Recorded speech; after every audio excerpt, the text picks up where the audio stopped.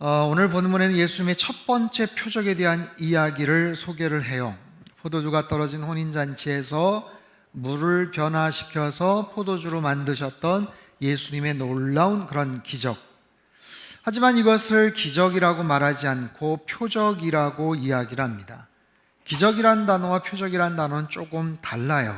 기적이란 단어, 미러클이라는 이 단어는 그 기적으로 나타난 결과, 그 자체에 좀 더 주목을 한다면, 표적이라는 단어, 사인이라는 단어는 어떤 특별한 결과가 나타나긴 했는데 거기에 담긴 의미가 무엇인가, 거기에 담긴 메시지가 어떤 것이냐라는 부분에 보다 더 초점이 맞추어져 있죠.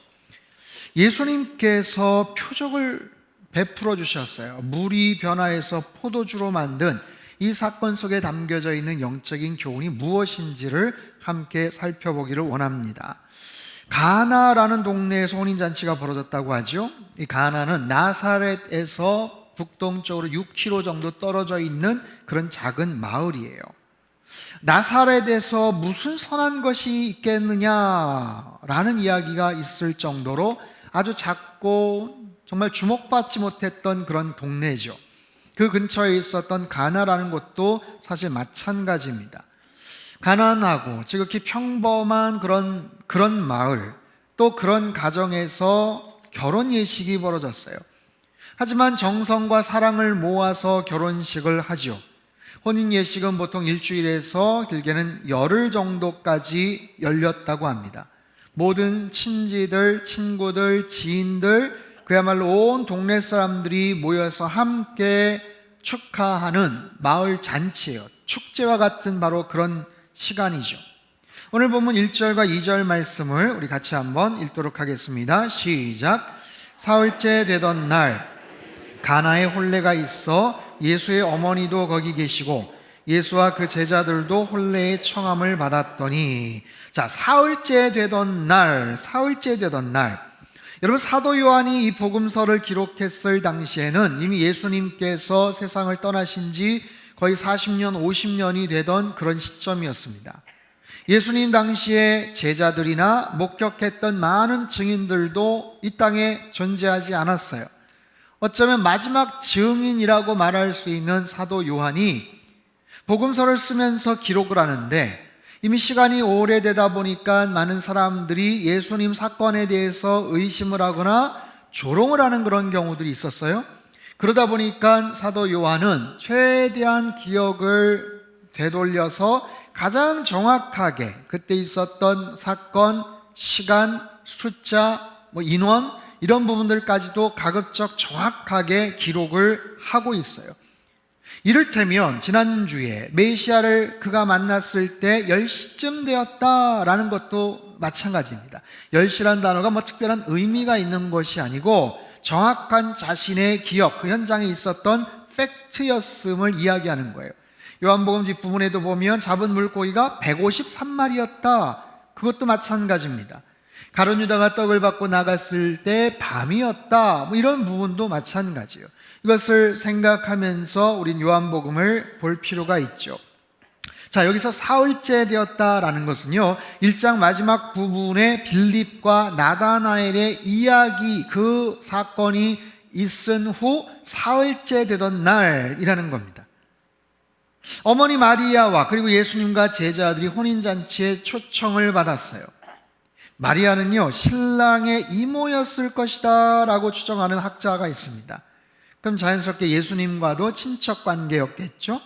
다른 제자들도 갈릴리 주변에서 서로 그냥 알고 지냈던 그런 사람들이었기 때문에 초청의 대상이 아니었을까 싶은 거예요.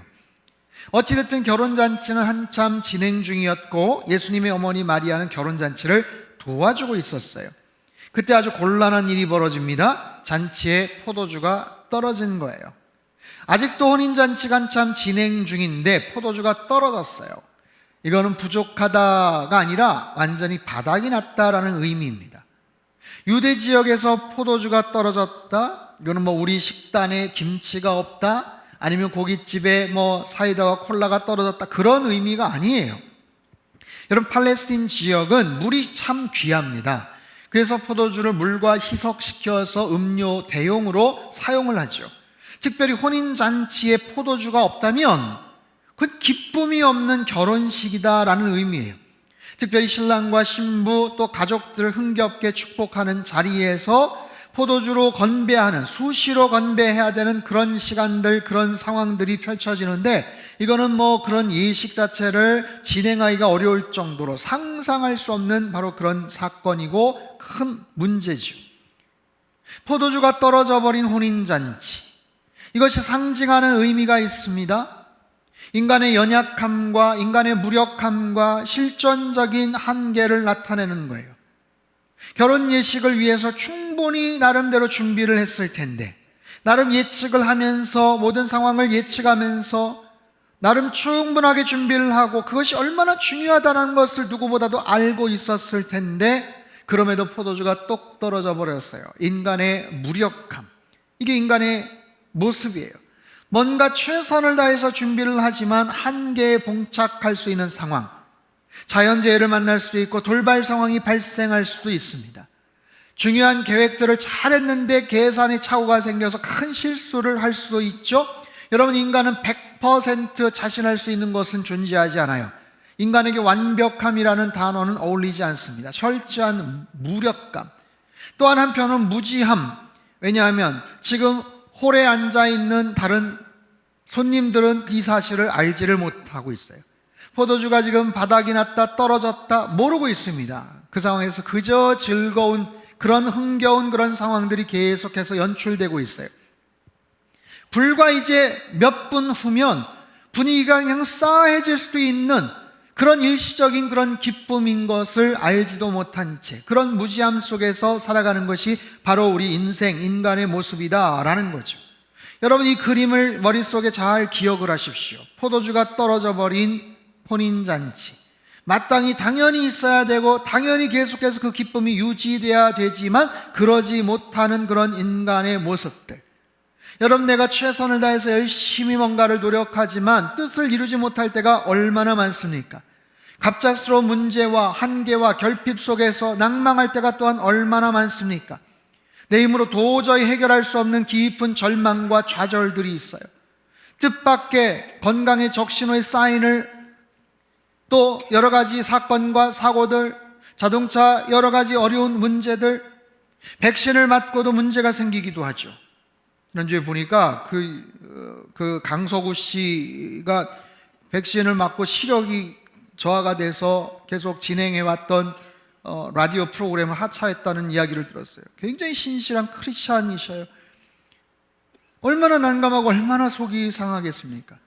제가 아는 목사님 어머니는 코로나 확진에 걸리시고 나서 그냥 의식을 잃고 37일, 38일 동안 깨어나지를 못하시다가 잠깐 정신이 드셨는데 지난 주일날 그만 하나님 부르심을 받으셨어요. 여러분, 우리가 살아가는 일생, 우리 삶의 모든 주변에서 이런 여러 가지 정말 안타깝고 또 뜻밖의 그런 상황들이 얼마나 많은지 몰라요. 수없이 많은 절망과 실패와 좌절을 경험을 합니다. 하지만 그 속에서 하나님은 우리를 찾아오시죠. 그 속에서 주님께서 우리를 만나주기를 원하시죠. 이런 결핍과 이런 속상함과 상실감 속에서 우리는 하나님을 찾게 되는 거예요. 여러분, 사람은 뭔가 여유가 있을 때, 나름대로 능력이 있을 때 하나님 앞에 그렇게 적극적으로 다가서지 않습니다.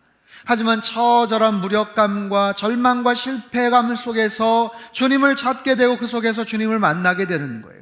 그 속에서 우리가 고백하는 고백은 뭡니까? 주님, 저를 불쌍히 여겨 주시옵소서. 저는 무력합니다. 저는 죄인입니다. 저는 주님의 은혜가 없으면 한순간도 살아갈 수 없는 그런 존재입니다. 여러분, 이런 믿음의 고백이 있을 때 주님을 만나는 놀라운 은혜가 우리에게 있더라라는 거예요. 그리고 그 이야기를 들으시고 그런 우리의 상황을 굽어살피시고 주님께서는 그 문제를 온전하게 해결해 주시는 좋으신 하나님이신 줄로 믿습니다. 자, 보세요. 포도주가 떨어졌음을 어머니 마리아가 알려주셔요. 3절 말씀 같이 읽지요. 시작. 포도주가 떨어진지라 예수의 어머니가 예수에게 이르되 저들에게 포도주가 없다 하니.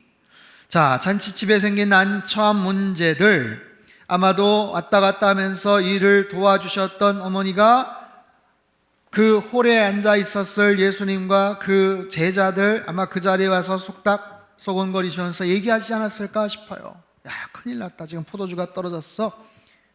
여러분, 그런 상황 속에서 뭔가 기대를 하는 거죠. 아들 예수, 하지만 성령에 의해 잉태된 메시아임을 알고 있었고, 이 난감한 상황에서 뭔가 도움이 되기를, 도움을 좀 주기를 바라는 그런 마음이. 하지만 거기에 대한 예수님의 반응을 보십시오. 4절과 5절 말씀 같이 읽죠. 시작. 예수께서 이르시되 나와 무슨 상관이 있나이까? 내 때가 아직 이르지 아니하였나이다. 그의 어머니가 하인들에게 이르되 너희에게 무슨 말씀을 하시든지 그대로 하라 하니라. 자, 이 본문을 볼 때마다 사실 약간 불편한 마음이 있는 게 예수님의 이 반응이에요. 아무리 예수님이시지만 육신의 어머니한테 너무 막대하시는 게 아닌가, 너무 무리하게 말씀을 하시는 것 아닌가 싶어요.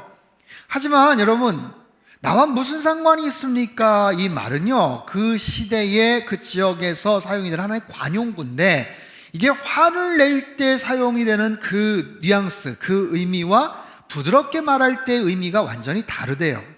그래서 지금 예수님께서 막 화를 버럭 내시면서 어머니한테 싸붙이듯이 얘기하시는 게 아니기 때문에 그렇지 않은 거예요. 굉장히 정중하게 뭔가를 얘기하시는 거예요. 나랑 무슨 상관이 있습니까? 아유, 무슨 오해가 있습니다. 하지만 우리가 마음속에 좀 와닿는 좀 불편한 것도, 여자요 라는 말도 그렇죠. 하지만 이게 퉁명스럽게 들리지만 무례한 어법이 아니에요. 공적인 자리에서, 사람들이 지켜보고 있는 자리에서 꽤나 예의를 갖춘 부인이요 또는 사모님, 그런 정도의 그런 느낌입니다. 그러면서 말씀하시죠. 아직 내 때가 이르지 않았습니다. 그렇다면 당연히 거절을 하셔야 되는데, 그럼에도 불구하고 어머니의 부탁에 순종을 하시죠. 아마도 예수님께서 어떤 계획을 갖고 계시지 않았을까 싶었는데, 단순히 포도주 해결하는 것으로 첫 번째 이적을 나타내기를 원치 않으셨을 텐데, 그럼에도 어머니께서 부탁을 하시니 순종하시는, 오히려 굉장히 긍정적인 의미에서 예수님의 반응을 우리는 볼 수가 있어요. 자, 예수님께서 하인들에게 말씀하시죠. 6절과 7절 말씀을 같이 한번 읽습니다. 6절과 7절 시작. 거기에 유대인의 정결 예식을 따라 두세 통 드는 돌 항아리 6이 놓였는지라. 예수께서 그들에게 이르시되 항아리에 물을 채우라 하신즉 아귀까지 채우니. 자, 6개의 항아리예요. 항아리마다 30에서 40리터의 물을 채울 수 있는 꽤나 큰 항아리입니다. 그곳에 물을 채우라 라고 말씀하세요. 물을 가득 채웠어요. 요한은 의도적으로 이 항아리들이 유대인들이 정결 예식을 위해서 사용하는 것이었다라고 기록을 합니다. 유대인들은요, 밖에서 들어올 때 아니면 음식을 먹기 전에 손과 발을 유대인 율법의 규정에 맞춰서 아주 엄격하게 잘 씻는 바로 그런 의식들이 있었어요. 근데 그 항아리가 마침 6개였다라고 하죠. 6이라는 숫자는 7에서 하나 뺀 그런 불완전한 숫자예요. 7이라는 숫자가 완전수이기 때문에 뭔가 불완전한 그런 상황, 율법의 규정을 지켜서 얻을 수 없는 참된 만족과 기쁨을 주님께서 해결해 주신다라는 바로 그런 메시지죠. 이런 특별한 상황 속에서 물이 변하여 포도주가 되게 만들어 버리셨어요. 여러분, 19세기 영국 캠브리지 대학 종교학 과목 시간에 문제가 하나 출제가 되는데, 예수께서 물을 포도주로 바꾼 기적에 대해서 논하시오라는 그런 문제예요. 여기에 대해서 학생들이 정신없이 답안을 막 쓰기 시작을 하는데, 유독 한 학생만 그냥 물끄러미 창밖을 바라보고 있더랍니다. 그래서 교수님이 빨리 답을 쓰지 않고 뭐 하고 있어? 하자 조금 있다가 뭐라고 썼어요. 멍하게 있던 학생이 백지에다가 한 줄을 딱 남겨놓고 그냥 교실 밖으로 훌쩍 나갔다고 합니다. 이게 뭐지? 근데 그 한 줄의 답이 캠브리지 대학 신학과 창립 이후 전설로 기록되는 만점 답안지가 되었다는 거예요. 뭐라고 쓰여졌는가? 물이 주인을 만나니 그 얼굴이 붉어지더라. 너무 근사하죠? 물이 주인을 만나니 그 얼굴이 붉어지더라. 이 전설적인 답안지를 쓴 주인공은 훗날 영국의 3대 낭만파 시인으로 아주 유명했던 조지 바이런입니다. 바이런이라는 시인이 그렇게 썼다는 거예요. 여러분, 물이 변하여 포도주가 된 거,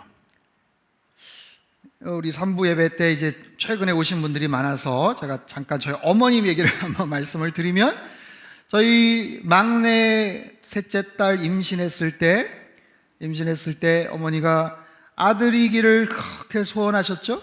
그렇게 소원하셨는데 어느 날 임신 한 7개월인가 8개월 됐을 때 병원에 갔더니 그 체크하시는 간호사가 이렇게 보더니, 아유 잘 됐네요, 위에 딸만 언니들 있다고 그랬죠? 잘 됐네요, 5단사도 되겠네요, 잘 됐네요, 축하합니다. 그래서 그 얘기를 어머니께 말씀을 드렸더니 어머니는 걱정하지 마라, 나와봐야 하니까 끝까지 포기하지 말자. 아유 어머니 무슨 얘기예요. 근데 나중에 저희 집에 오셔가지고 식사를 하는데 식기도를 하시겠다고 말씀하시더니, 식기도 때 그런 기도를 하셨잖아요. 하나님 아버지, 물이 변하여 포도주가 된 것처럼 이 가정에 기적을 허락하여 주옵소서. 여러분, 우리 인생에 물이 변하여 포도주가 되지는 않았지만 아무튼 이 놀라운 하나님의 역사, 주님의 놀라운 은총이 오늘 본문을 통해서 나타나는 거예요. 여러분, 하인들은요 항아리마다 물을 가득가득 채웠어요. 그리고 그 물이 넘치도록 아기까지 채운 것을 주님께서 명령하시자 순종을 합니다. 7절과 8절 말씀을 우리 같이 한번 읽도록 하겠습니다. 7절 8절 시작. 예수께서 그들에게 이르시되 물을 채우라 하신즉 아기까지 채우니 이제는 떠서 연회장에게 갖다 주라 하심에 갖다 주었더니. 자 보세요, 이 명령은 정말 어려운 명령이에요. 물을 가득 채우는 것은 뭐가 어렵습니까? 그러나 그 물을 그냥 연회장에 가져가서 사람들에게 나눠줘라 라는 것은 정말 어려운 순종입니다. 여러분, 순종이란 우리가 할 수 없는 것을 하라는 게 아니에요. 충분히 할 수가 있는 거예요. 하지만 이해가 되지 않고 납득이 되지 않아서 하기 싫어하거나 할 수 없는 그런 것들이 있어요. 주님께서 뭔가 우리에게 명하실 때, 우리에게 뭔가 순종하라고 하실 때 우리가 할 수 없는 것을 억지로 막 시키시는 그런 분이 아니십니다. 여러분, 우리가 이해되는 선에서만 순종해라, 그것도 아니에요. 때론 내가 이해가 안 돼도, 내가 납득이 안 돼도, 그럼에도 내가 할 수 있는 그런 영역 속에서 주님께서는 우리가 순종하기를 원하시는 거죠. 여러분, 이 사실 왜 중요한가? 물 떠온 하인들이 없었으면 그날 완전히 망쳤네 라고 생각할 수 있지만 사실 그렇지 않아요. 놀라운 주님의 역사들은 그 누군가를 통해서 이루시고, 그들은 그 놀라운 사실을 가장 가까운 곳에서 경험하는 정말 귀한 은총을 누리게 되는 거죠. 여러분, 우리의 삶 속에서 주님을 향한 믿음, 주님을 향한 순종, 이 두 가지가 잘 결합이 될 때 상상할 수 없는 하나님의 놀라운 은혜와 기적이 우리 인생 가운데도 나타나게 될 줄로 믿습니다.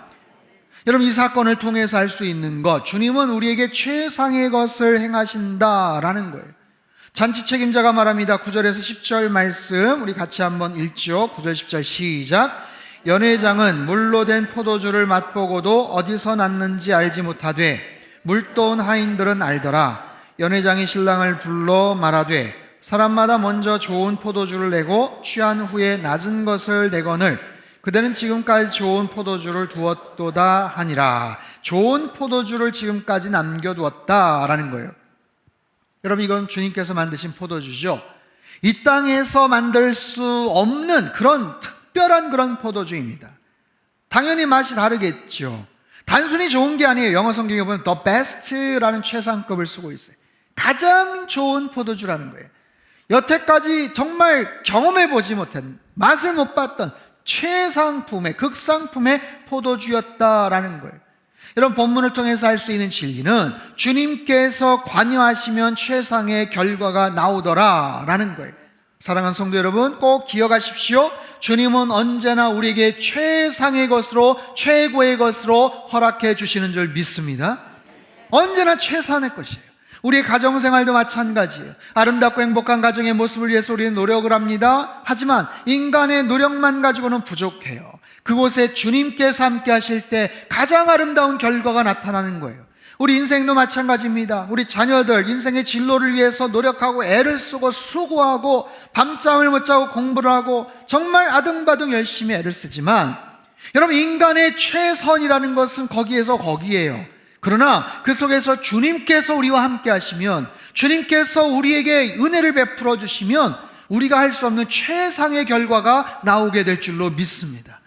그렇기 때문에 여러분, 어떠한 상황이든지 간에 주님의 은혜를 날마다 구하시고 우리가 상상할 수 없는 최고의 그런 결과를 얻게 되는 것, 그것이 우리에게 주신 하나님 자녀로서의 권세가 아닐까요?